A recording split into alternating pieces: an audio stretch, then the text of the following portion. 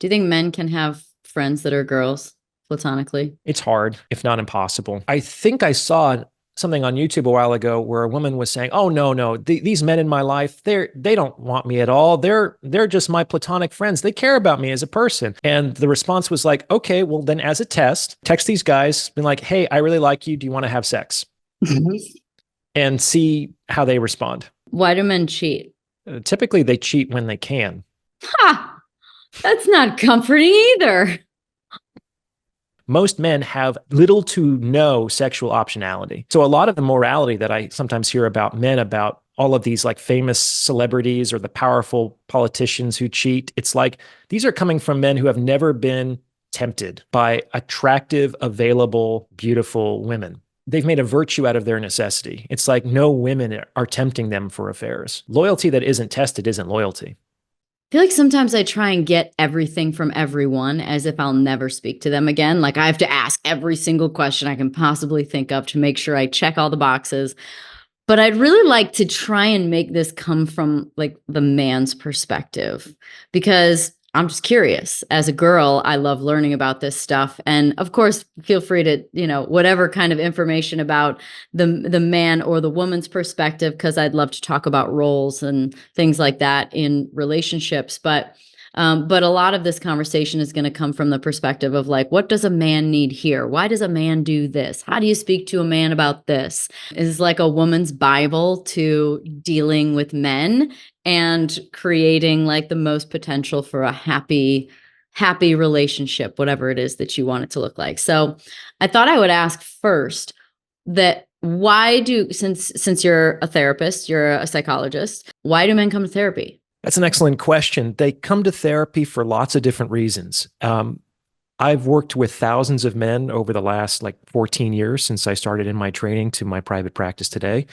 The reasons why men come to see me have changed since my YouTube channel has gotten more popular, especially because the most popular episodes there are on intersexual dynamics. So a lot of men now come to me for relationship advice, but that hasn't always been the case.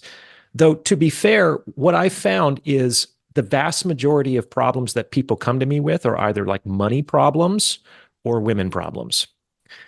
Freud once said that the whole point of therapy was to learn how to work and how to love. That's it. Like Freud acknowledged that there were limitations to what therapy could accomplish. It's not this panacea that can cure all the ills of humanity. In fact, he kind of thought that the point of therapy was to resolve unnecessary suffering so that humans could more capably confront the necessary suffering of being alive. So he thought that the best that therapy could accomplish was to help people learn how to work, to be productive members of society, and to love, to have satisfying relationships. And if you can accomplish both of those things, you're actually doing really good. And to be honest, what I found is that men generally have problems with one or the other.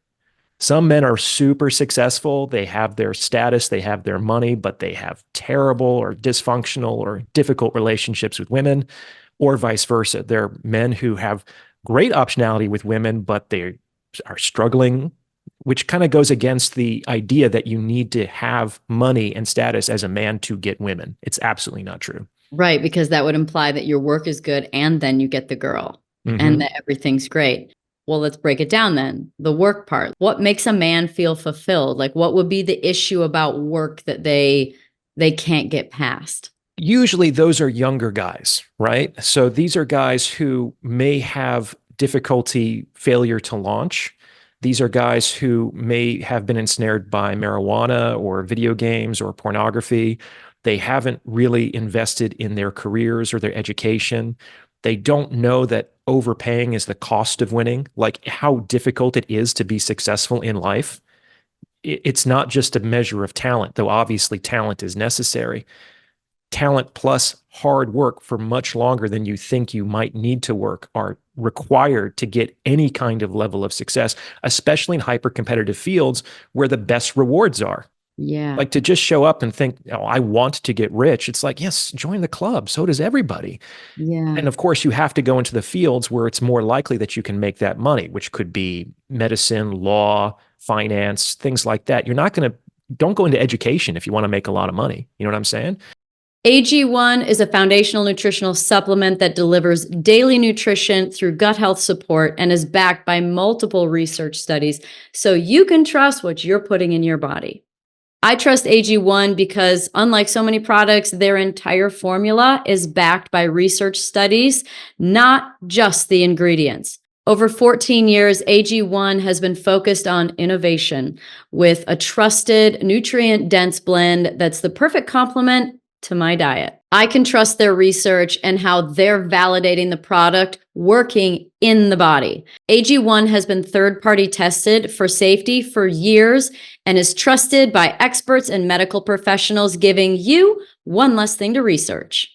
They're posting results online from their studies, and it's interesting to see how many of the study participants had the same feelings of energy, focus, supported digestion, all from using AG1. For example, at 30 days, 80% of the people in the research study noticed less gas and bloating. 97% of the people in a research study felt more energy. If there's one product I trust to support my whole body health, it's AG1, and that's why I've partnered with them for so long. It's easy and satisfying to start your journey with AG1. Try AG1 and get a free 1-year supply of vitamin D3 plus K2 and 5 free AG1 travel packs with your first purchase at drinkag1.com/prettyintense. That's drinkag1.com/prettyintense. Check it out. Right. And if you're going into these fields, you have to be willing to compete against all the lean, hungry, ambitious individuals now from all over the world. So you have to work harder and longer than you might ever believe that you are even capable of doing if you want some measure of success. And some men, they just hear that spiel and they despair of ever achieving it. And they think, why even bother? So I'll just content myself with anesthetizing my pain or satisfying my immediate pleasure. So it's essentially the failure to launch being that they don't know how to grow up. They don't want to take on the responsibility. I don't know if anyone really knows how to grow up. I think the real issue is that they're enabled to not grow up for longer. I mean, think about how it was 150 years ago. I'm not saying we go back to this time, but like you're 12 years old, you're in the coal mine. Yeah. I mean, families were made large to work on the farm, like to contribute. There was free labor. The reason. Mm-hmm. And I don't think that 12-year-old was emotionally or physically or psychologically prepared for entering into the labor force, but they grew up real fast. In fact, there was no understanding of childhood like there is today. Like you were basically an adult once you hit puberty at 13. What about from the other perspective, then the relationships? What do most men struggle with? Why they can't maintain relationships? Oh, there's so many reasons for that. There's so many reasons, Danica. Why are relationships so hard? This is a real question, right? Well, let's talk about it first from the perspective of what I was saying before, that men generally have problems with one or the other. Yeah. And so oftentimes men are coming to me and they're actually very successful. They have a lot of money. They have established status. They have good professions. They have good earning and provision potential. They have either difficulty attracting women or they have high conflict, dysfunctional relationships with the women already in their lives. And there's a couple reasons for that. One is that sometimes men are subject to thinking that wealth and status just organically and effortlessly attract women. And that's actually not true. Or if it does, it attracts very dangerous women who are just trying to exploit men for their resources, right? So if it does work, it doesn't work on the women that you would want it to work on, right? So I call these attraction proxies. Sometimes men think that, I just need to get 6 figures or 7 figures, or I just need to get a 6-pack, or I just need to get the sports car, and the women are just going to be lining up. And let me tell you, that's not really the case. The only thing that maybe gets women to line up is fame. But fame isn't necessarily the same thing as wealth and status, especially in TikTok culture. You can be 19 years old and broke and have 10 million followers. Well, I remember you telling a story at some point in time, because I've listened to many hours of you, about when you were an actor and how like you got more girls then when you had less money, presumably, like I think that was the case, than you did moving forward into the next profession because you were like famous, you were on stage. Stress is a common factor that affects everyone in today's fast-paced world, leading to various issues. What if the answer to a better stress response isn't a key nutrient? I'm talking about magnesium. Actually, I'm specifically talking about Magnesium Breakthrough by Bioptimizers. This one-of-a-kind product is designed to reverse low levels of magnesium, which could be leading to a multitude of other health problems. What sets Magnesium Breakthrough apart is its ability to support healthy levels of stress hormones like cortisol, a better balanced stress response in your nervous and hormone systems, and healthy production of GABA, the relaxing neurotransmitter, leading to a more peaceful and better flow state. That's why I recommend Magnesium Breakthrough by Bioptimizers. It's the only organic full-spectrum magnesium supplement that includes 7 unique forms of magnesium for stress resilience and better sleep, all in one bottle. Simply go to bioptimizers.com/prettyintense. In addition to the discount you get by using promo code PRETTYINTENSE, there are always amazing gifts with purchase. Go now to bioptimizers.com/prettyintense and get your Magnesium Breakthrough and find out this month's gift with purchase. I mean, famous in a very small way. I was performing in like off-Broadway theaters in New York City to sometimes crowds of like a dozen people. You know what I'm saying? Contrast that with YouTube, which is a platform of incomparably larger influence than anything I could ever accomplish as a stage actor, right? But yes, for that 2 hours, potentially, the lights were on me. Everyone was focused on me. The reviews were about me. The crowd was, it was much, much easier to attract and secure women versus being a doctor, especially a therapist, which by virtue of that profession, like you could be the best therapist in the world and no one will know except maybe the 20 people that you work with. And Totally. What a waste might that be? You know what I'm saying? Thank God for the platforms that we have today, because it allows people like yourself and others that have really valuable information to reach a much larger audience. So much more beneficial. I've learned so much from watching YouTube and therapists, because psychology is such a fascinating topic to me. And that all comes from being able to access it like this. I love YouTube. Obviously, there is a huge spectrum of the quality of information and content. You have to use your discernment, but it is an extremely powerful tool to get access to all kinds of different perspectives and specialities that would be just completely inaccessible. And therapy, unlike any other profession, is really limited by that confidentiality and caseload. Like imagine being a world-class Michelin star chef and only cooking for 20 people a year. Yeah. What a waste, right? Yeah. Yeah. But we need that kind of confidentiality and privilege in order to support people being willing to show up and share their sometimes deepest, darkest secrets, which is one of the incredible things about being a therapist, is just by virtue of the fact that this is the profession and everyone kind of more or less knows how it's going to go.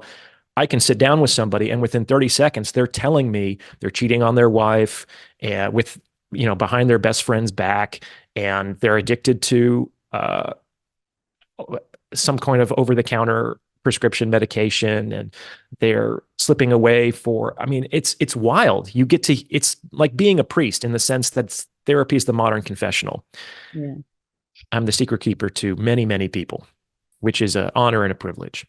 Yeah. So a lot of these guys, to go back to what we were talking about, they think that if we just get the money, if we just get the status, if we just get the car, the women are going to line up. And that's not true. You actually have to learn how to seduce to have good optionality with women. Seduction it's kind of a creepy word, like it has a bad connotation potentially, but my definition of seduction, it's the ability to arouse and direct sexual interest. And what we know about women's sexuality is that it's much more responsive as opposed to spontaneous. Men's desire is more spontaneous than women's. I mean, just look at the resources that men and women differentially use. Men use pornography, women use romance novels. Right. If there's any story to pornography, it's like the first 30 seconds and it's absolutely ludicrous. It's like, oh, my sink is clogged again. And then 30 seconds later, they're at it, right?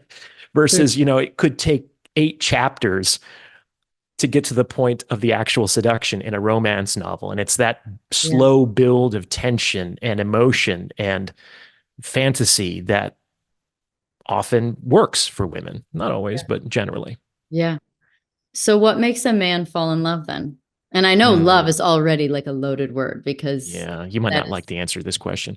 It's okay. This is why I wanted to talk to you, because I think that you come at it from a cynical, but also sort of rational and honest and, interesting perspective.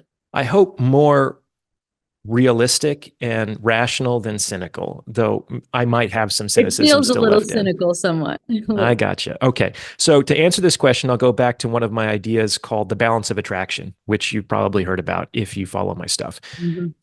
This is one of the laws of attraction, which is that it's not possible for two people to like each other exactly the same amount. It's just not, which means that in any relationship, one person must like the other person more and the other person must like the other person less.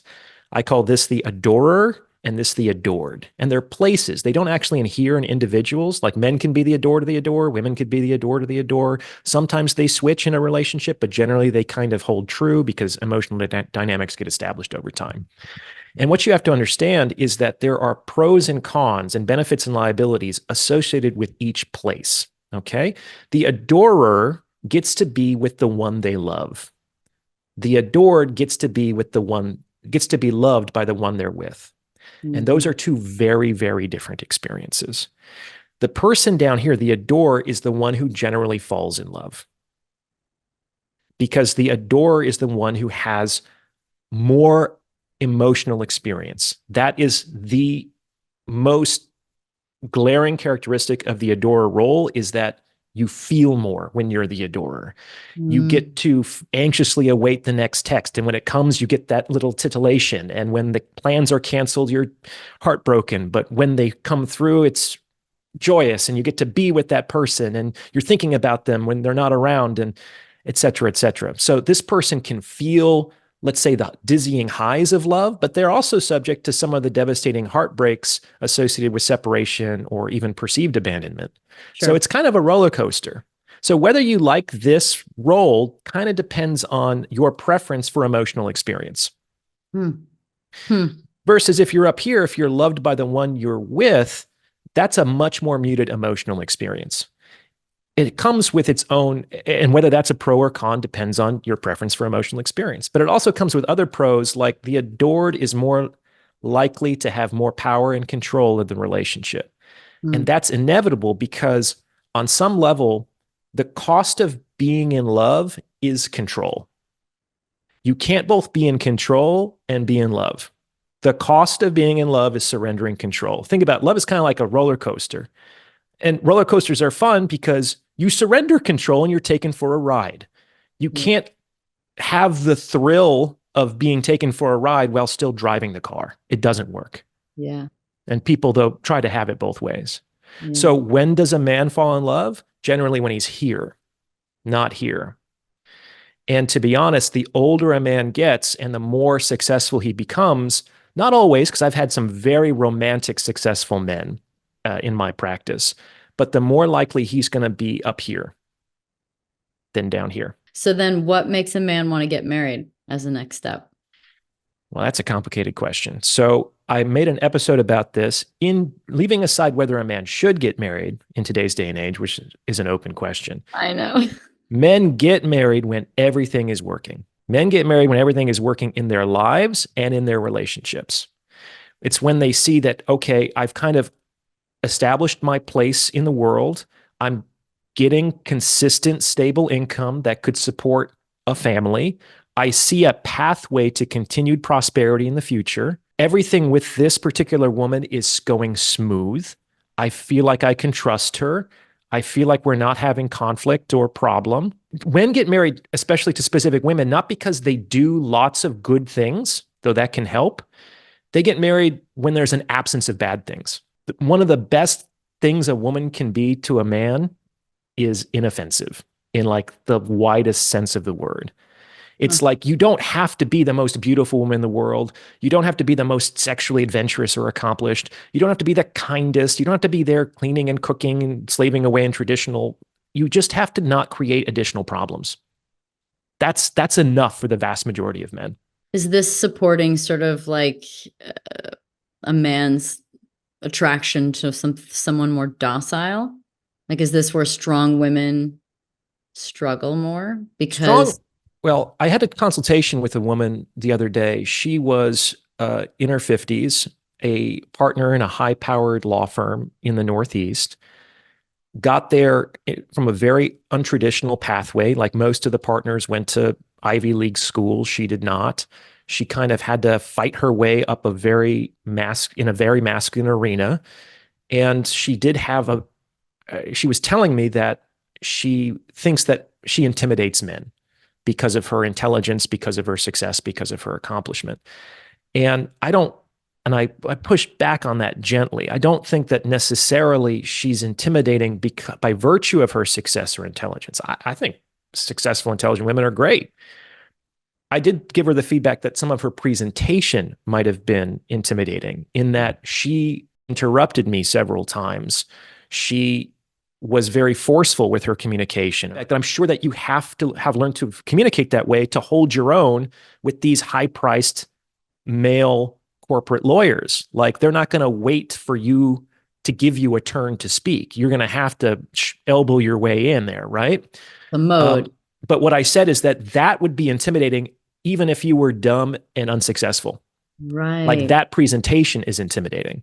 Right. Independent of your intelligence or success. And you should and can be able to turn that on and off as appropriate. It's called code switching. You have to be able to use different words, language, tone with different people depending on who you're talking to. Right. Well, I've entered that arena many times, and I'm sure. Hindsight of coming away from my career, I realized that, when I get working, I can get very like short, direct. It's harsh. It's quick. It's like, whoa, geez, calm down. I get shit done. And like, that's the world that I was in. The way that I get out of it is to make less decisions. When I don't have to do things, when I'm just like, oh, great, you made a dinner reservation. Oh, yeah, let's go play golf. Or, oh, okay, thanks for making me breakfast. Or when I don't have to do things, then I can like soften. And so it's a mode for women, I would imagine. That's at least my experience, is that so it's only now, because I'm not always in that mode, that I can get out of it, but it is definitely like a switch of mode. Yeah, and I think that can affect both men and women. My father was a manager for a financial institution for many years, and sometimes he would come home and he would still be the manager, and I'd have to be like, "Dad, you're just like bossing me around. I get it, but I'm your son. This is your home environment." That it kind of rubs me the wrong way. I had to give him that feedback, and he had to learn how to switch between being the boss in a high pressure environment to talking to a child. My very deep question is whether or not there are in fact functional roles in relationship for men and women. And we're obviously in this day and age of being over the patriarchy, if that existed, depending on what you believe. If men and women should be 50-50 in the household kind of thing, and all kinds of different gender equality beliefs that are being questioned. And yet, maybe relationships are more unhappy than ever. Maybe there's, it seems as there's maybe more confusion than ever. I'm sure confused. I'm like, and I've found myself kind of leaning back into what would be more of a traditional role, and not because I feel like, it doesn't feel like it takes my power away in any way. And it's not like I want to be powerful. I just want to be happy. I just want to be happy. That's good. The most powerful people in the world are generally not the happiest. Like, most people would rather laugh at the punchline than have to write the jokes. And you can't have it both ways. What roles need to exist in a male and female or masculine and feminine relationship to make it work? And you qualified this conversation because it is kind of a potential landmine to say that women have to be this way or men have to be this way. And so I'll begin by saying that I don't think that men or women have a moral or ethical responsibility to be certain ways in their relationship. And there are these traditional, let's say, feminine roles and traditional masculine roles. And I think they've persevered through time, through hundreds of generations, because they worked. Not for all people, but clearly for a substantial proportion of the population in their respective cultures. Mm-hmm. And we throw that out often to our detriment, especially when we don't necessarily have anything better to replace that with. So I don't think that the best way, or certainly not the only way, for heterosexual relationships to thrive is when the man is the burly provider, protector, and the woman is the sweet, docile homemaker. Like, that will work for some people. but not all guys are big burly protectors and not all women are sweet homemakers. You know what I'm saying? Mm-hmm. My point is that no matter what you decide, relationships are roles. There's no way around that. One of the most toxic relationship beliefs, in my opinion, is the belief that in my relationship, I finally get to be myself. Hmm. And this belief that, like, when I'm loved or in this intimate relationship, no matter what I say, no matter what I do, no matter what I don't say or don't do, I should just be loved and respected and supported no matter what. And I think that's ridiculous. Like, unfortunately, for better or for worse, the only time you ever get to be yourself is when you're alone.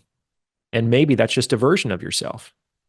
Think about it. We play roles all the time. There's the role of daughter or sister or wife or mother, and you switch between them sometimes several times a day, sometimes several times an hour. Yeah. And a lot of these roles are developed unconsciously and unintentionally because they're like co-created in our emotional psychodynamics between people. When we understand that a relationship is a privilege, just sort of like a job, and there's a baseline, let's say, professionalism that's required to maintain your job. You can't just like show up and expect to get paid no matter how you perform or how you interact with your customers. Like, we expect some baseline professionalism that even if I'm being a difficult customer, you're still more or less going to treat me with respect and courtesy. No one thinks that about their intimate relations anymore. The idea that, oh, if I feel disrespected, I need to stand up for myself. I need to be assertive. I need to have boundaries. I need to, it's creating a really difficult landscape to navigate for the vast majority of people. I made an episode about this. It hasn't, I think it just recently came out. It's called The Problem of Self-Respect. And this is interesting because I don't think that in our culture, we believe that self-respect has any downside, but it does. To kind of put this into context, Marsha Linehan, who was the creator of dialectical behavior therapy, believed that there were 3 goals of any human interaction. Ideally, you achieve all 3, but in reality, that's extremely rare. And we have to make choices about which of these 3 goals we might want to prioritize. The 3 goals are objective, like prioritizing your objective, getting what you want. The second is prioritizing the relationship, which is like, I want you to feel good about me at the end of this interaction. Mm-hmm. And the third is prioritizing self-respect, which is, I want to feel good about myself at the end of this interaction. And the issue with prioritizing self-respect inordinately is it often comes at the cost of getting what you want and having other people want to continue to interact with you. Sure. Like, people who just insist on being respected all the time, no matter what, are actually extremely difficult to deal with, and they die on many hills, so they often don't get what they want. But that's like the thing that we prioritize in our culture, as opposed to, let's say, more traditionally in the East, where they tend to prioritize interpersonal harmony.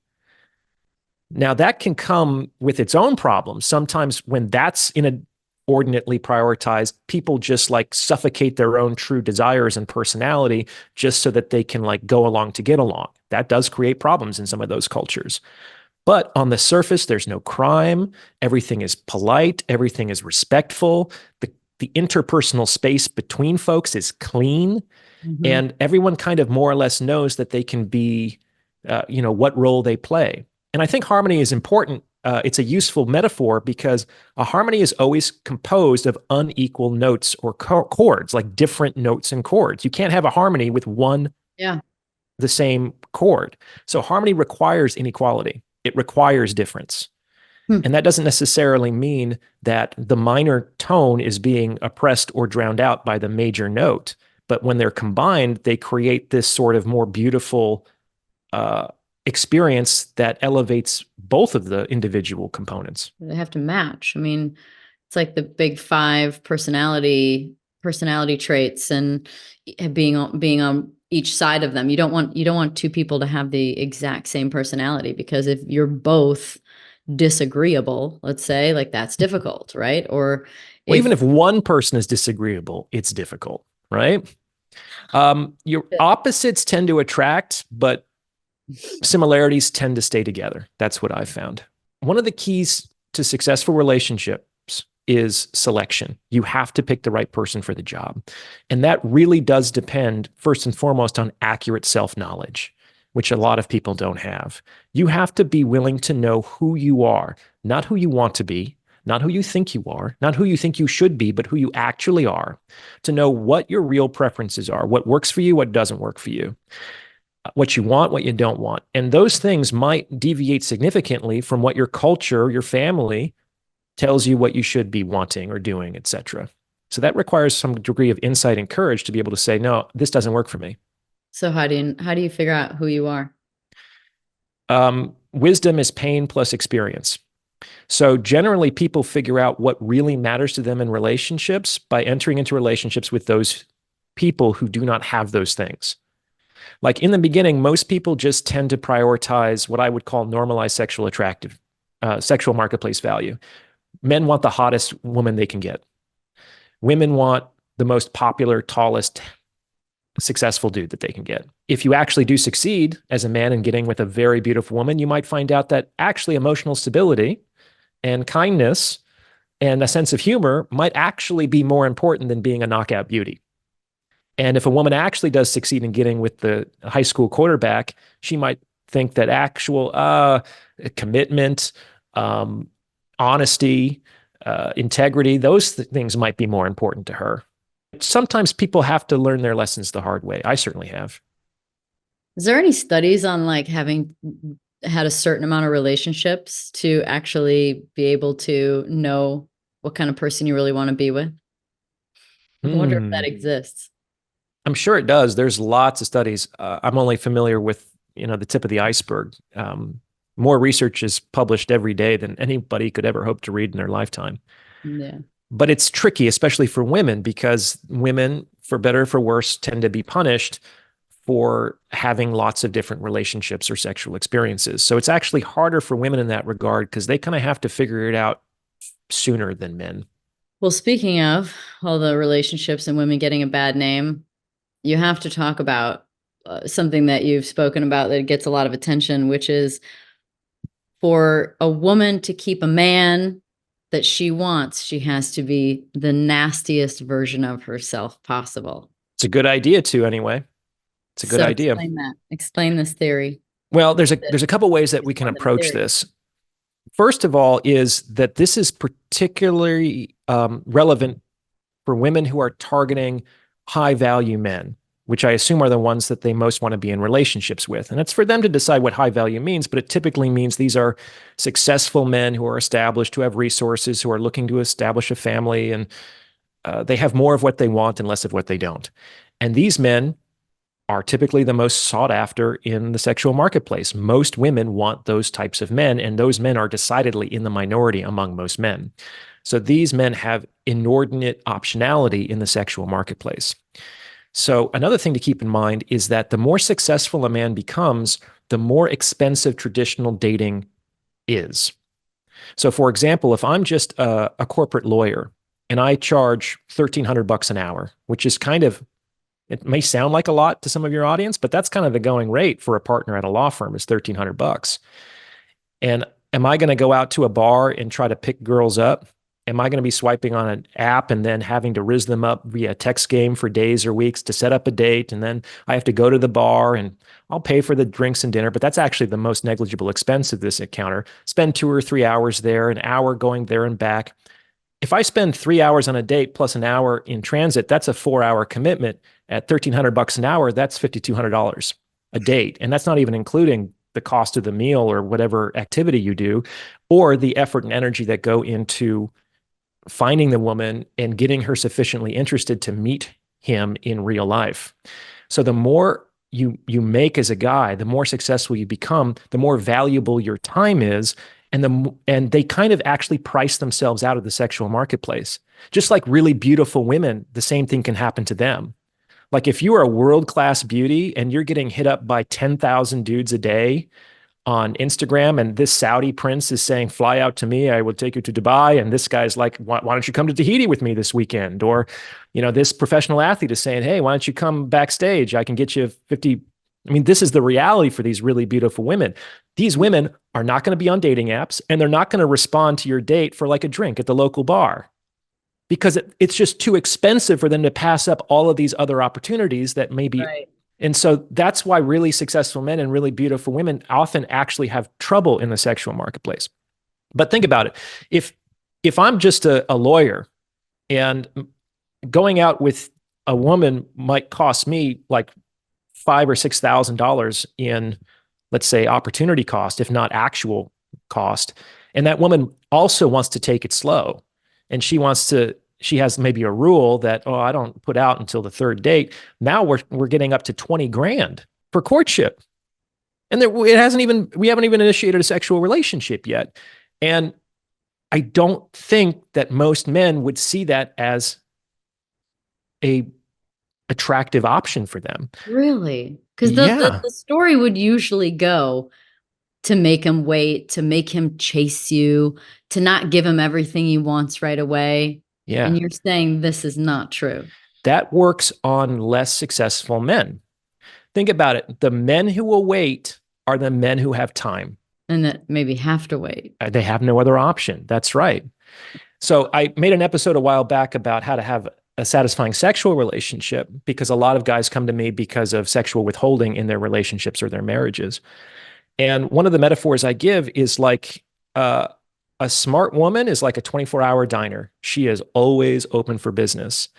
Because if a man comes to your restaurant to eat because he's hungry and he walks in the door and you say, oh, so sorry, but our kitchen's closed, no problem. That guy is still hungry. He's probably going to go find another restaurant that's open that will serve him. Like the only guy who's going to just say, oh, no problem, I'll just wait outside until tomorrow and you open, is a guy who thinks that that option is still better and easier and less expensive than going to find another restaurant. And these high value guys that have lots of optionalities are surrounded by restaurants that are actively courting him for his business and patronage. So you can't play those kinds of games with the guys that don't have the time. Okay. So that's intimacy to some degree, or physical. It's sex. I don't know if that's necessarily intimacy. Yeah. It can be, but you could also say that's different. So to me, the nastiest version is like you're being a little bit more specific. Yeah. So do you truly mean that? Like doing the first thing that you're doing something you've never done before with this person, telling them, or just being far more exploratory and, whether it's using toys or doing it in crazy places, like, are these the thing? Is this what you mean when you say nasty? Yeah. Or does it just mean have sex right away? It can mean have sex right away, but if it's also just, unfortunately, I mean, this is the market that we're in. It's like sex is actually very cheap, especially for high value guys with lots of options. Sure. It used to be the cost of sex was a lifetime of protection and provision in marriage, when sex was on the other side of commitment. Now sex is like the cost of 2 drinks at the local bar. And that's just for average guys. For above average. And women are more promiscuous than they used to be. And the thing about that is, and I do have some sympathy for women in this regard, is that it's a difficult double standard to navigate, because like purity and chastity still matter to men. They just matter very ambivalently. Like purity is a frustrating obstacle to a sexual conquest, but it could be a very important factor in deciding who to marry. So you need to be like, have a low amount of count of how many people that you've slept with, but be very adventurous. This would be sort of like the perfect intersection of a woman for a man. That would be ideal. Yeah. And that's why I say in the book that women should hunt.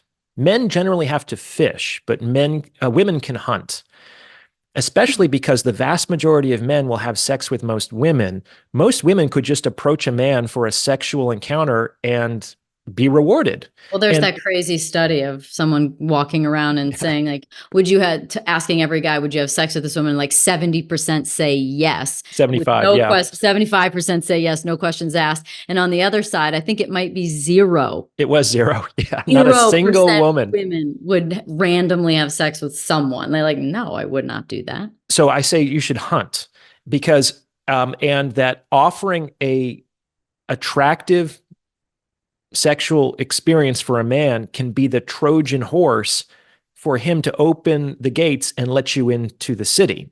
Now, a lot of women complain that, oh, Orion, well, I've tried this, or if I do this, I'm just going to be used and spit out. It's like, okay, that is a risk, but you have to understand that to get spit out, you have to first be let in.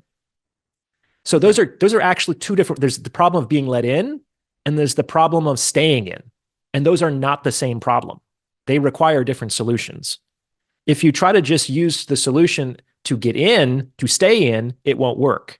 If you try to use the solution to stay in before you get in, it won't work. You need to use some solutions to get in and different solutions to stay in. That's what I say to that. So what you're saying is that sex on a first date is no big deal. And in fact, is a good idea.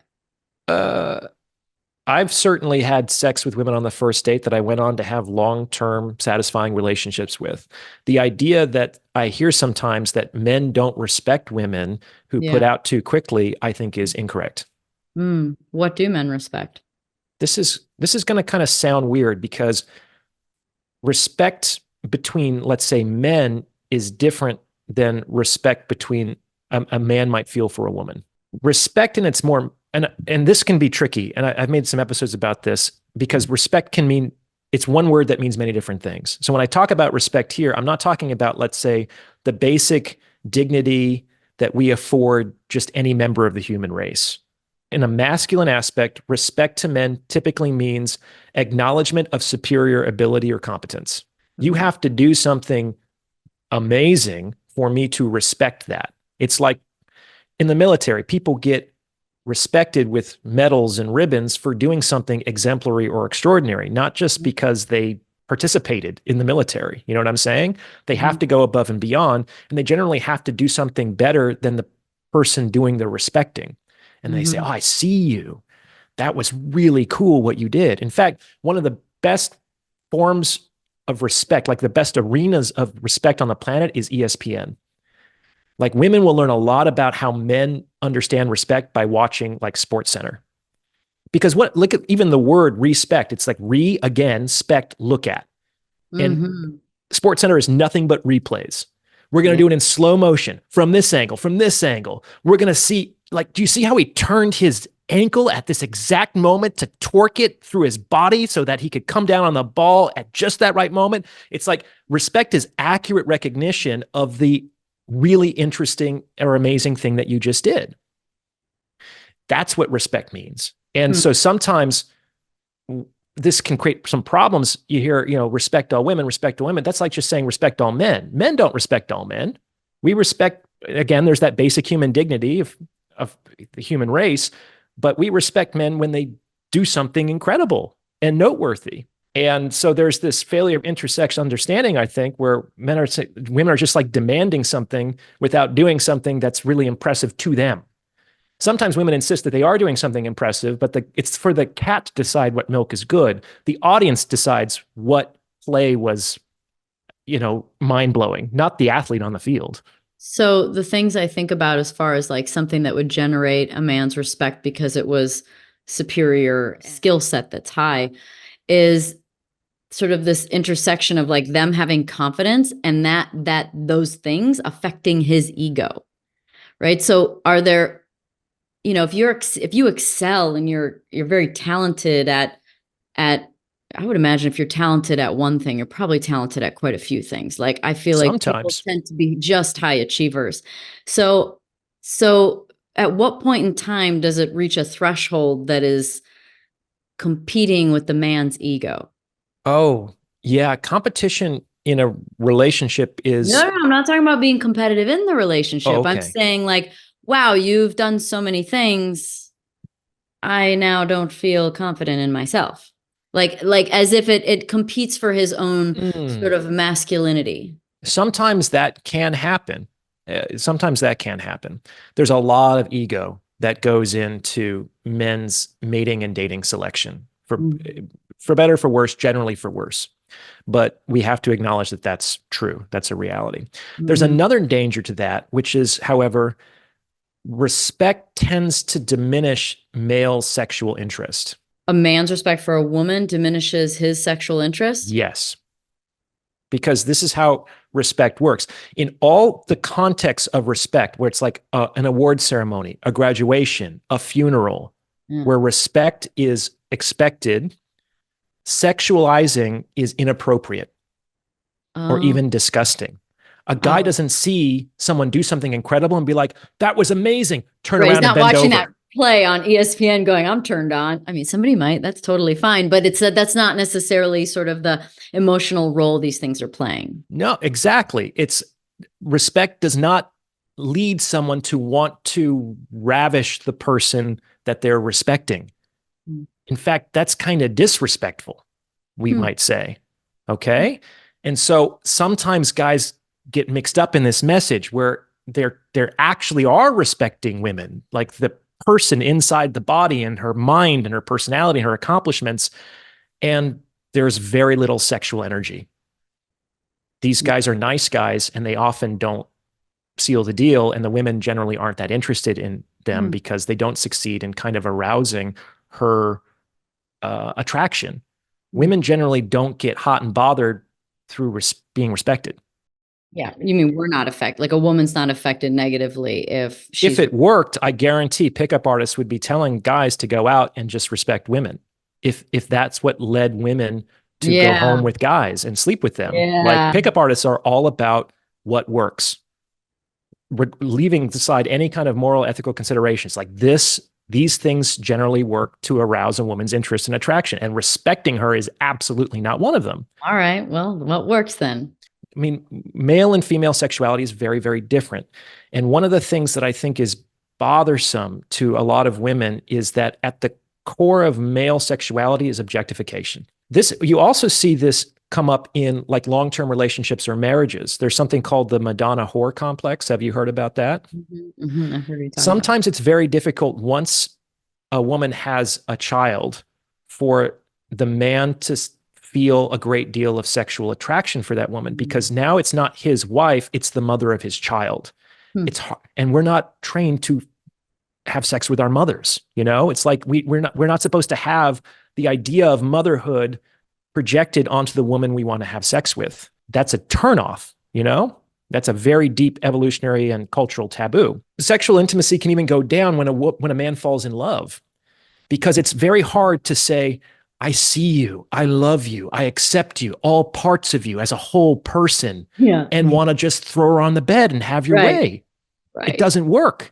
And so on some level, men have to compartmentalize. They still need to be able to say, wow, that's a nice ass. Even if it's his soulmate and the mother of his children and his wife, he still needs to be like, I'd like a slice of that kind of a thing. Otherwise, it doesn't work. It doesn't happen. And that's tough because so many women, I think I can understand, are uncomfortable with the idea of just being objectified for their bodies or their physical appearance.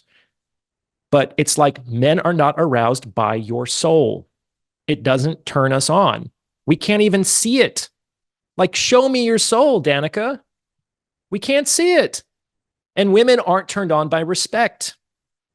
So it's like, I understand that women might want respect from men they don't want to be sexualized by, because being sexualized against your will is an uncomfortable experience. I felt that before. But sometimes guys hear that and they think, oh, I have to respect all women no matter what.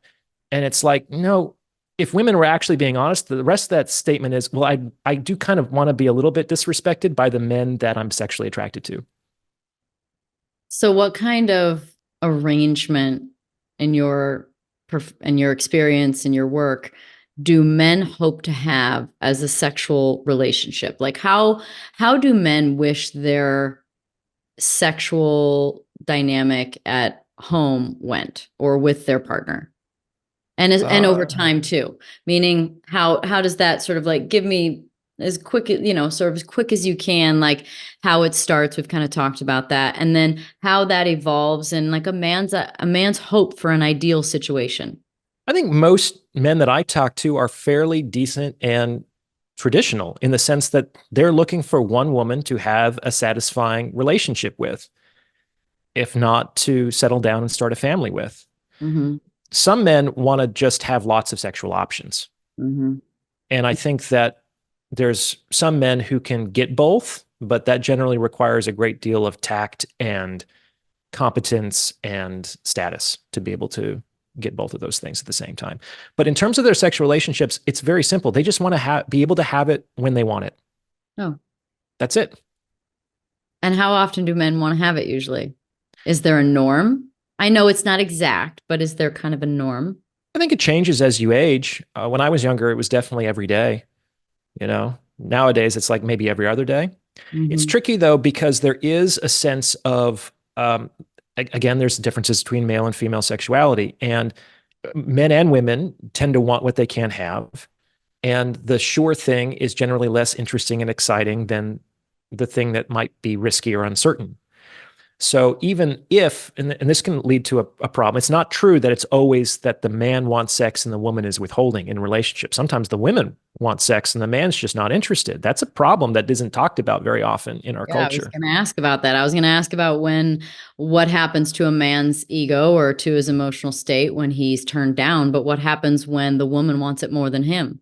Yeah. I mean, again, in any relationship, no two people can want sex exactly the same amount. So one person's going to want it more, one person's going to want it less. The bigger the gap, the harder it is to navigate that relationship. Like big libido gaps are very, very, very difficult and generally require unconventional arrangements if they are to survive. Yeah. So you generally do want to find somebody who more or less has the same appetite for sex as you do. Otherwise, it's just going to create problems. Mm-hmm. But part of men's sexuality, besides objectification, is based on novelty. Have you heard about the Coolidge effect? No. The Coolidge effect is a fun little story. It comes from an anecdote that was attributed to former President Calvin Coolidge. According to the story, the president and his wife were taking a tour on a farm, and the farmer was showing them around the property individually. First, the farmer showed the first lady around, and they stopped in front of a chicken coop. And at that moment, a rooster was vigorously copulating with one of the hens. And that caught the first lady's attention. And she asked the farmer, "Does the rooster do that often?" And the farmer's like, "Oh my, yes, sometimes 7, 8 times a day." And the first lady says, "Oh, be sure to pass that along to Mr. President when you stop by this chicken coop." And he's like, "Okay, yeah, sure, ma'am." And so he shows her around, hooks up with the president. It's taking him around the property. They end up back at the chicken coop. And there's the rooster again. And the farmer says, "Mr. President, your wife wanted to let you know that that rooster can copulate 7 or 8 times a day." And the president thought for a second and he said, "Well, is it with the same hen?" And the farmer says, "Oh my, no, absolutely not. He has the run of the hen house." And the president says, "Make sure that Mrs. Coolidge understands that fact." So that's the Coolidge effect, which has been observed in all male mammals, including humans. Like, you can't really do this ethically as a study, but for example, it's very easy to do with like mice or rats. Male mouse and a female mouse in a pen, and the male will have sex with the female until it's basically disinterested and exhausted. But if you put a new female in that pen, he will immediately perk up and go to work. It's like novelty of the situation stimulates. Terrible news. Well, it is for long-term monogamous relationships. And so you have to work with it. I'll explain how to work with it potentially in a second. But it does fit. You could make the argument that it fits with males' evolutionary prerogative, which is that, like, sperm is cheap. Most males make billions of it every month. I was joking around about this very thing about sperm is cheap, but ovaries are probably really expensive. If you're if you're 2 gay men and you want a child, like, it's probably, I got to imagine that egg is more, not the ovary, but the egg is more expensive than sperm. Well, if you want an egg donor or a sperm donor, I mean, we all know the price differentials between those two things. If you're a female and you produce 1 egg every month, and there's a huge opportunity cost in that if you're impregnated by this man, for better or for worse, you can't be pregnant by any other man for at least another year, which is not an insignificant amount of time in your reproductive window. You kind of want to choose, all things being equal, your single best option. Mm-hmm. Do you understand? And so that influences how men and women tend to approach the game of mating and dating. Mm-hmm. So just like objectification is important for male sexuality, so is novelty. And you said bad news for long-term monogamous relationships. But so what do these couples tend to do?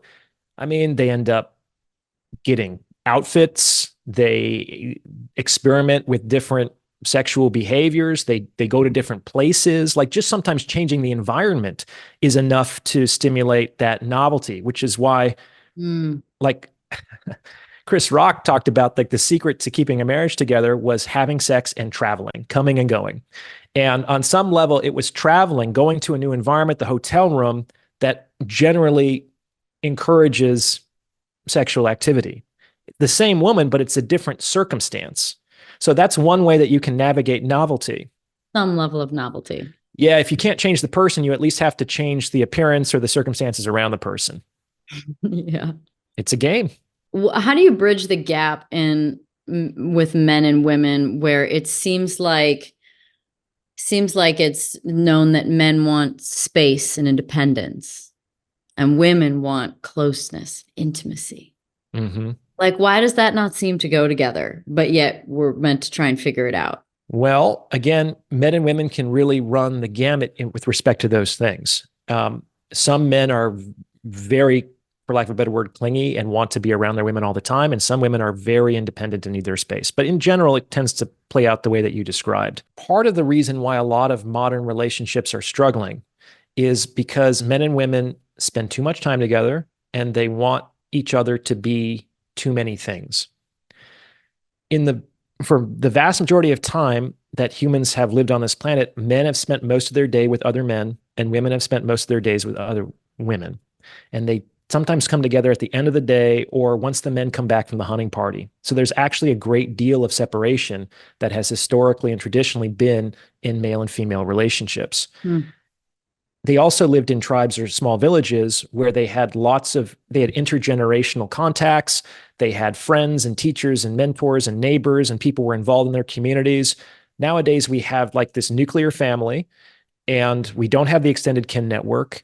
And we need our partners not only to be our sexual playmates, but our best friends and our soulmates and our therapists and our chefs and our coaches and our cheerleaders, et cetera, et cetera, et cetera. And it's very difficult, if not impossible, for one person to perform all of those roles. Relationships are roles.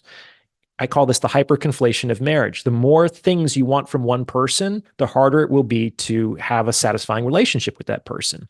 In general, you kind of want to, satisfying relationships sometimes are about getting one or two things or needs met, and that's it.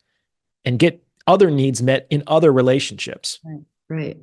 To crystallize what those couple of things are that you really, really need out of the relationship.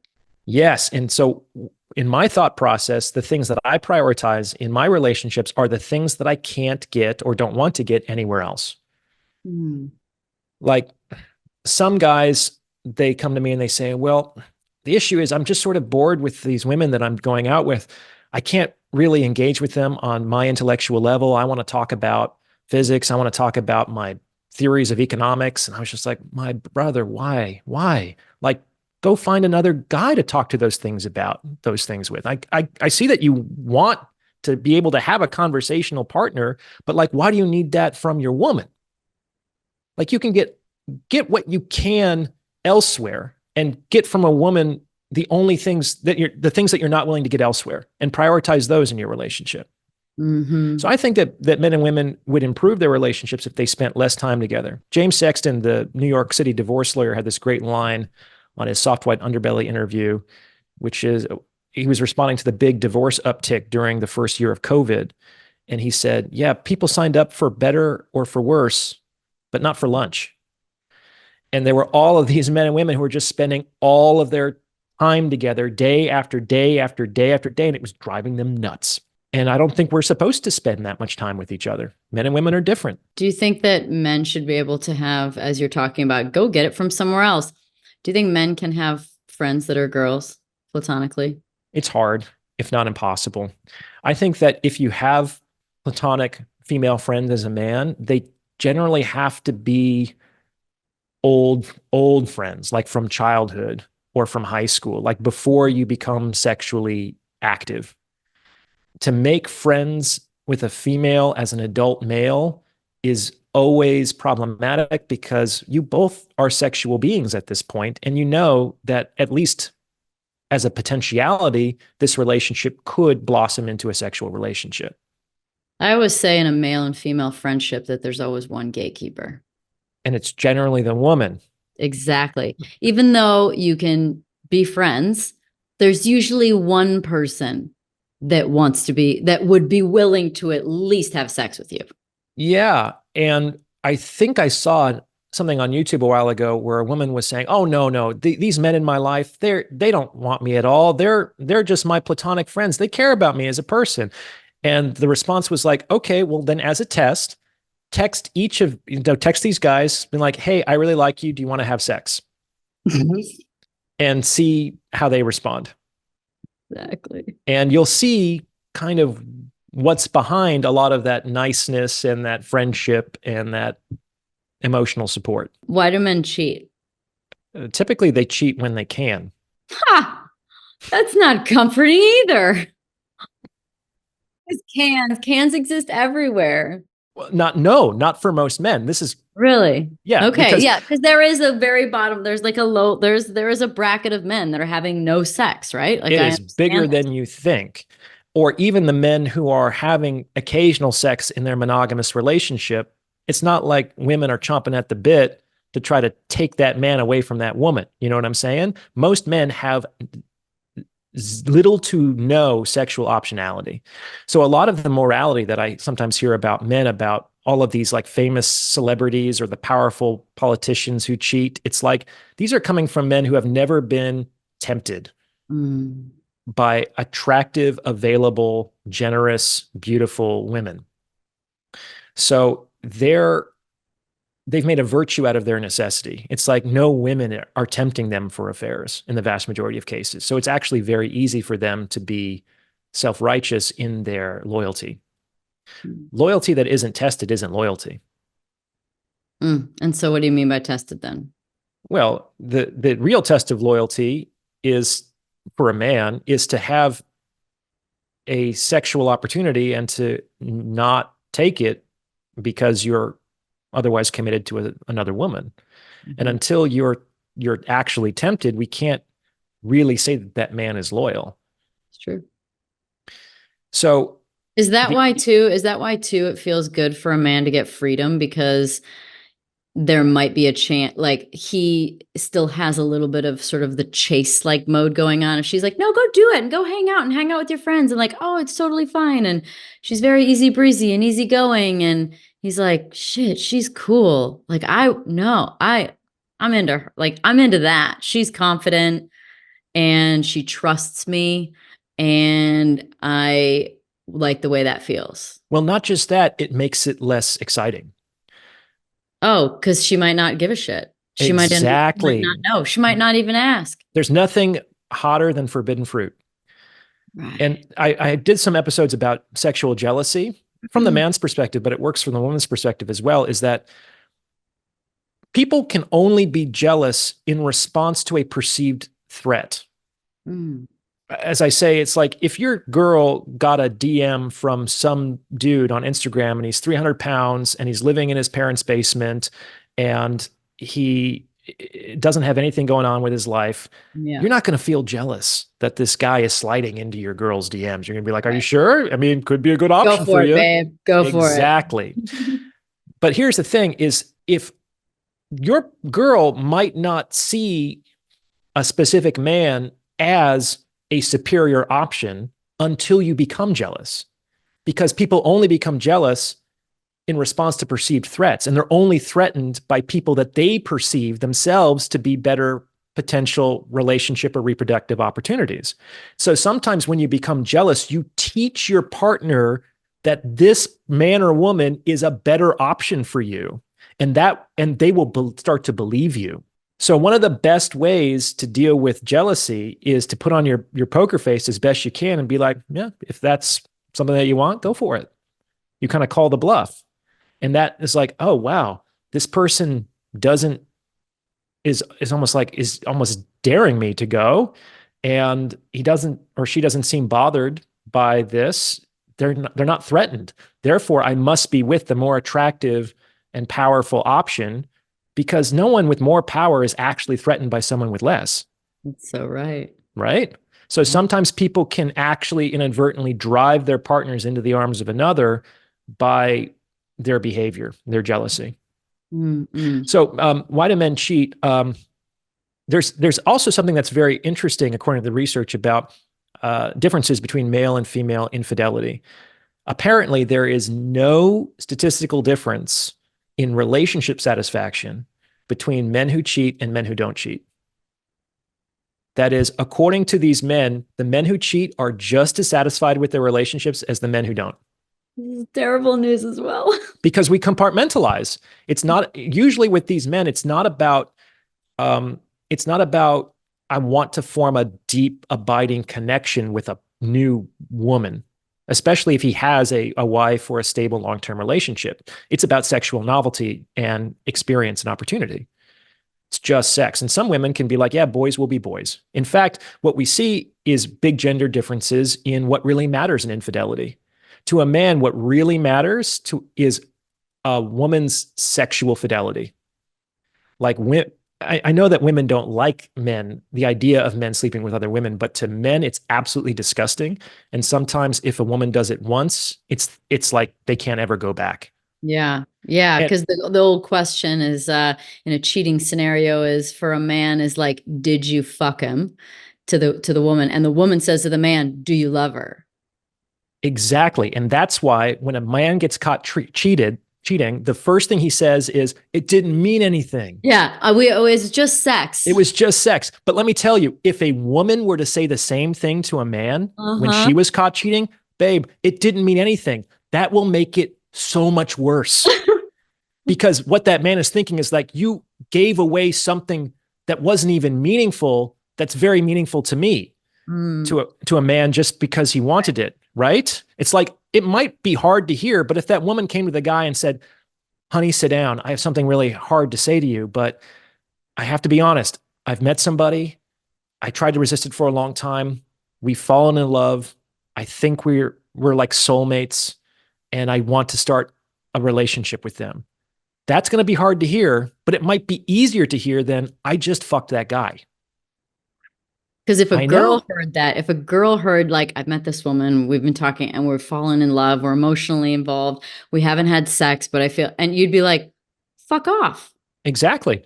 What really matters to women more than the literal physical sexual fidelity is emotional fidelity.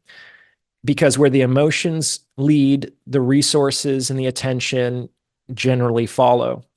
It's a bit of an overstatement, but I sometimes say that women would be more upset if you took a woman to like the little Italian restaurant that's like your place that you went to for your first date, than if you fucked her. Exactly. Like that. Yeah. I can't believe you took her there. You took her. That was our place. What a violation of our memory. Now I don't even know what was real. Did you take me there because I was special to you? I guess I'm not special to you anymore, and the whole relationship is a lie. So how would it feel if a woman allowed their man, let's say, they needed some novelty, and you said, okay, you can do your own thing. Like, just don't tell me about it, or tell me about it, but allow them some latitude in that department. Like, is that something that would make a man like a woman more, care more, be more? Oh, absolutely. Absolutely. So I talk about this in the book. One of, like, probably the single biggest source of commitment hesitancy in men is the idea of same woman, rest of my life. That's probably the single factor that stands in the way of most men from committing to any one woman. So I say that potentially a smart woman, in the sense of like a strategic woman, doesn't force the man that she loves to choose between her and every other woman on the planet, because that is a very tough sale. So I think Esther Perel coined the term of being monogamish. Like, it's possible for someone to be 90, 95% monogamous. But sometimes that 5% is the release valve that actually enables that person to stay in the monogamous relationship longer than he otherwise would. Why the hell do y'all need novelty so much? Why do we need objectification so much? Like, why can't we be turned on by your soul and your personality? Yeah, why? I don't make the rules. I think it's probably biologically determined largely. Why can't I just go up to a woman and say, "Hey, you're hot, let's go"? I mean, to be honest, that's actually what happens in gay cultures. I read a That way, study. because they have a lot more sex in gay cultures, right? Yeah, I read one study about the culture of a gay bathhouse in San Francisco. The median number of sexual partners of the participants in that study was 500. The median. So there were men who had significantly more than that, 500. Because do you know what happens? You know how to negotiate a sexual encounter in a gay bathhouse? You go up to a guy and you say, "Hey, do you want to have sex?" "Sounds good." And then they go and have sex. It's like women make everything more challenging. They slow everything down. It's not something that can just be rationally and directly and explicitly negotiated. Everything with respect to seduction with women generally is indirect. It's emotional. It's through suggestion. If you just come out and say what you want in exchange for what you're willing to give, even if it's something that the woman might want, she's going to be turned off. It doesn't work. I guarantee if it worked, men would do it. Men do all kinds of things to get laid. Gay men have an inordinate number of sexual partners. Straight men and women are here, and gay women, lesbians, have even less. They have even fewer sexual partners than straight women. Because there's no men involved. Yeah, everything is even slower. Like things would take forever if men weren't there at least to put their foot on the gas a little bit. Right. In a relationship, so a man sort of, I don't believe in this dynamic of like, you can't change anyone, right? Lord knows I tried. You can't change anyone, but what makes a man want to be better without being told, I need you to do this for me, or I want you to do this, step up in this way? What makes a man want to be a better man? It can happen. There's probably two ways that this happens in general. One is that he's dealing with a very attractive woman.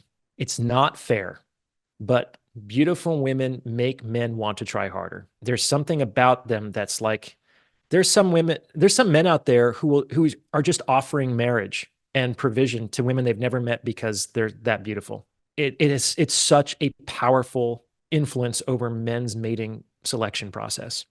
So men will give more and they'll try harder for more attractive women. And that's tough because not all women by definition can be very, very attractive. All women can be more attractive than they are. All men can be more attractive than they are, but not all men or women can be very, very attractive by definition. So that's one way that men try harder. The other way is when they experience significant pain or consequences, unfortunately. When they have to. What are the reasons for marriage now? What's the point? I don't know.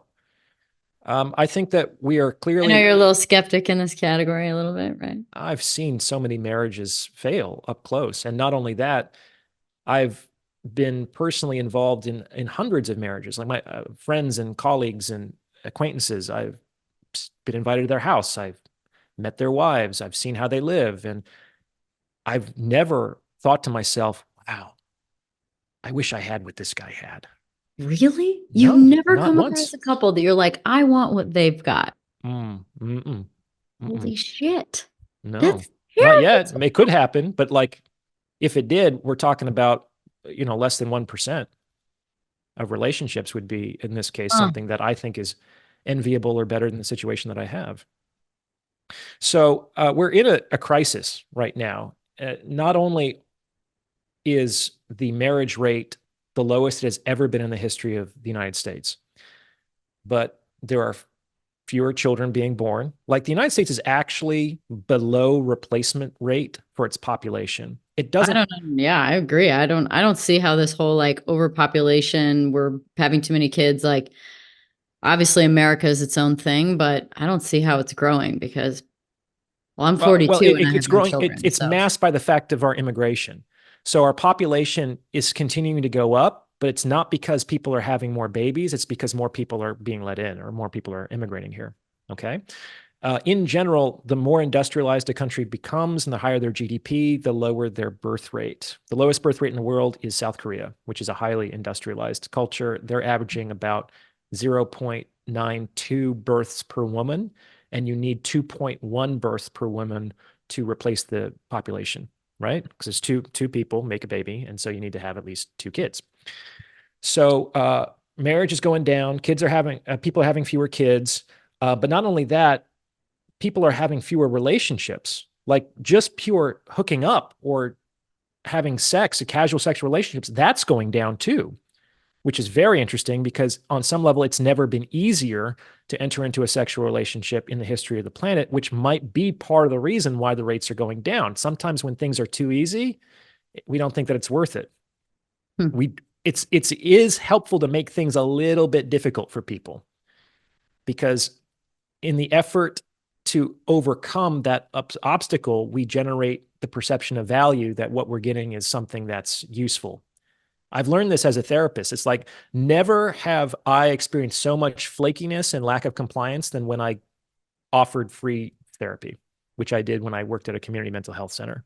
Oh, yeah. Less when people value. don't pay for things, they don't value it as much. It's just the way it is. Even more expensive placebos are more effective than less expensive placebos. It's like the expenditure of resources, whether it's time, energy, money, opportunity, etc., is directly related to the perception of value. Make it a $500 placebo pill or make it a $50 placebo pill, and they'll have a different effect. If you're paying, $1,000 an hour to talk to somebody, you're going to listen very carefully and at least consider very strongly following their advice. Right. Or else you're going to feel like a fool for having spent $1,000. Right. Okay. Well, what's the best reason to get married? To my mind, the best reason to get married is the same reason for what I believe was the fundamental reason to get married back in the day, which is to provide a safe, consistent environment in which to raise children. I don't think you need to get married to have that safe and consistent environment. But if you're not interested in having kids, there's no reason to get married whatsoever. Just be two consenting adults who want to spend time with each other. There's no need for the legal, the government to get into your relationship, especially with the risks that are not always, but disproportionately borne by men in the marriage agreement. This is what I talk about in my book, where I'm kind of projecting into the future of relationships, because we are experiencing a relationship crisis across all degrees of relationships, from casual hooking up to marriage and children. So the old ways are falling apart, and they're falling apart in like real time. Like, we're watching them fail. Institutions that have existed for centuries. It's incredible. And you have a lot of people online who are basically arguing to go back to the way things were. We need a return of traditional values. Men need to be men. Women need to be women. We need to get rid of feminism. We need to do it's like, it's not going to happen. Like, the genie is not going back into the bottle. There's so many things that have conspired to create us here. We can't go back. We can only go forward. Those solutions might work for a minority of the population. Generally, these pundits are preaching to the converted, but it's not going to be a solution for the vast majority of people. So I think we're suffering a crisis, but that crisis is simultaneously an opportunity. Things are falling apart. That doesn't mean that we have to it doesn't mean we have to let them fall apart entirely. And it also doesn't mean that we have to build them back up exactly as they used to be, because maybe that's part of the reason why they're falling apart right now. Right. Reorganization. So what I see is there's an opportunity here for men and women to really, on some level, this is going to sound potentially strange, but to evaluate their relationships as consciously and intentionally as a lot of gay folks have to evaluate their relationships. For better or for worse, there haven't been any historical models for what a gay relationship, for example, should look like. Like, no one could look to what their gay parents did when they raised them, or what their culture holds out for what a gay relationship is supposed to look like. And so gay folks who got into relationships had to navigate and intentionally negotiate, like, okay, who knows about the fact that we're gay? Do we go here? Are we going to get married? Are we going to be in this cohabitating arrangement? Do we adopt children? Is it open? Is it closed? Like, there's no assumptions in gay relationships because there's no assumptive models. Right. Contrast that with most heterosexual relationships, where maybe there's a define the relationship conversation, and they say, okay, so we're committed, we're exclusive. We're exclusive now. Great. And we're engaged, we're married. The men and the women actually believe that they understand what the other person means by committed or engaged or what have you. Right. And chances are they don't, and they run afoul of that at some point in the future, where it's like, you stepped out of line. It's like, I don't think that's out of bounds, because they never defined the field of play in the same way that gay folks might have had to. There's this opportunity to get more of potentially what you want and less of what you don't, by almost like compartmentalization or fragmentation, maybe they get together to decide to co-parent. So one of the things I've talked about, and someone reached out to me a while back about, it was a law firm that's specializing in alt marriages. So rather than like till death do us part, it's a negotiated contract to co-parent for like 20 years. The mission is to raise children together. And then rather than a painful or costly divorce, if you don't want to continue on at the end of the contract, it just expires and you go your separate way, potentially. I mean, think that's a possibility. You might not live together, or you might live together. You might be sexually exclusive, or you might not be sexually exclusive. Right. You might combine your assets and buy property and create legal entanglements, or you might not do those things. So there's actually an opportunity to approach the fragmentation of modern relationships as a possibility to get more of what you want and less of what you don't, like custom tailored relationships to the individuals in question. So I'm not so doom and gloom. A lot of the folks out there are just seeing that the decline of relationships is just the collapse of civilization. And I don't think that that's true, at least not necessarily. Women are like, they're a mystery to most men. They are. And that's part of what fuels their obsession. Huh. The thing about mysteries, it's like a mystery is a riddle. People can spend years trying to puzzle out a riddle. And as soon as they realize the solution, they never think about it again. Okay, so we just got to make sure that y'all can't figure us out. Don't worry.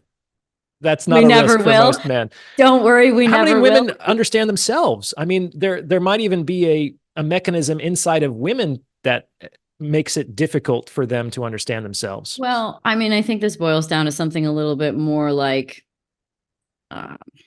spiritual. But the fact that I would say that, one of the things about life is our inability to see ourselves, that we only see ourselves in relationship to someone else as a mirror. Right. That's right. And I actually wonder from a philosophical perspective, whether or not we actually ever even see the other person. We might not. And the more romantic a person is, the less likely they're going to see the other person. Romance has been, I think, correctly accused of being narcissistic. Huh. What was the myth of narcissism? He sits down at the edge of the water and he falls in love with his own reflection.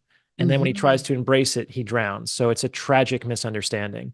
Most romantic relationships are, I'm falling in love with a disavowed, projected part of myself that I want to hope to find in you, so that I have the triumphant experience of self-completion in union with the other.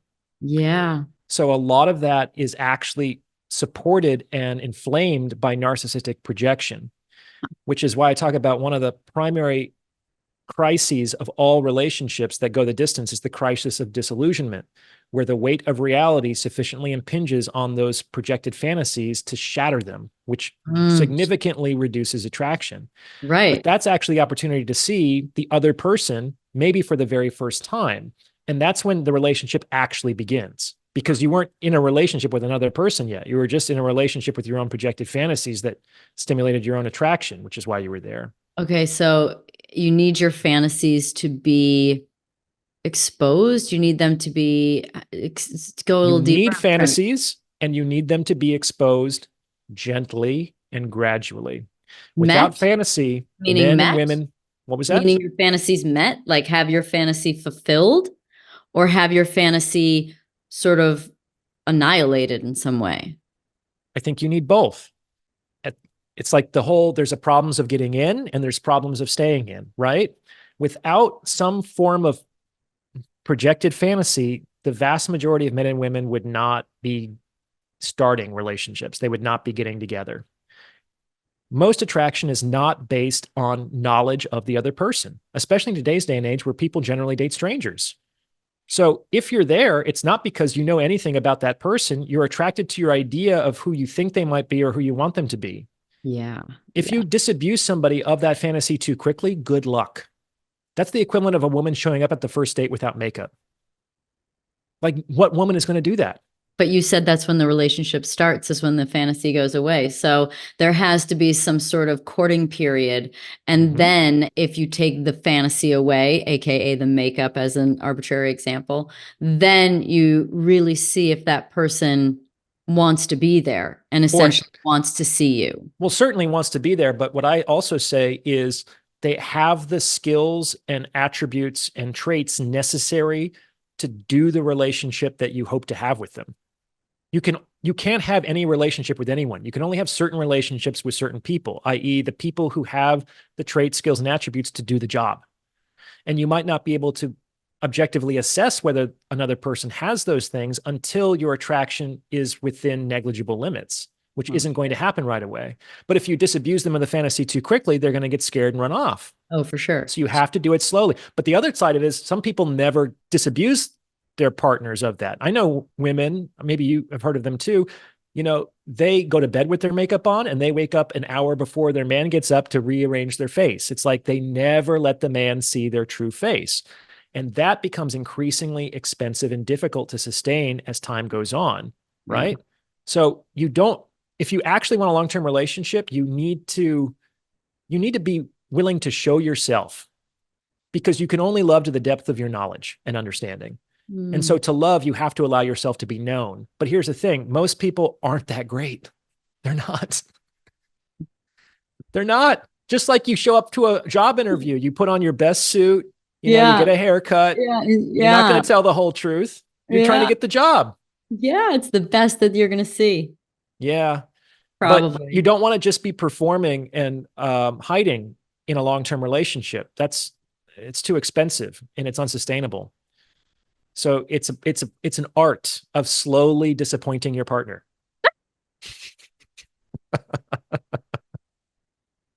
That's a wrap.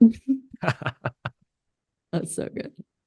This was so much fun, Danica. If you're ever in Napa, hit me up, because I'm right here. Sure. And I'd love to meet you and drink some wine. For sure. That would be great. I would love to share some somnium with you and get all philosophical. Thanks, everybody, for listening to the Pretty Intense podcast today. I hope you enjoyed it. If you like what you heard today and you want to hear more, please click on the subscribe button.